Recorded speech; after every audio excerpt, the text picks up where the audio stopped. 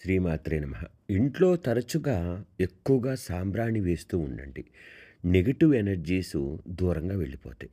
అంతేకాకుండా మీరు అద్దింట్లో ఉన్నారు. వాస్తు మీకు పడట్లేదు.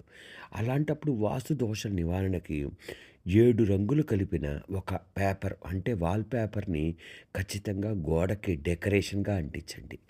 ఇంట్లో ఒకరి మెడలో వేసుకున్న రుద్రాక్ష మాల ఇంకొకళ్ళు వేసుకోకండి. ముఖ్యంగా దేవుడి దగ్గరికి, పెద్దవాళ్ళ దగ్గరికి, పిల్లల దగ్గరికి వెళ్ళేటప్పుడు ఒట్టి చేతులతో వెళ్ళకండి. ఏదైనా పుష్పాలు గానీ, పూలు గానీ, స్వీట్లు గానీ, హాట్లు గానీ తీసుకొని వెళ్ళండి. తీపి పదార్థాలు గానీ. ముఖ్యంగా కాచి చల్లార్చిన పాలని అభిషేకానికి వాడకండి. ముఖ్యంగా పచ్చి పాలను నైవేద్యంగా పెట్టకండి. రాత్రిపూట తలచిక్కు తీయకండి. పెరుగు చేత్తో చిలకకండి. షష్టమి, అష్టమి, త్రయోదశుల రోజుల్లో తలకి నూనె పెట్టుకోకండి.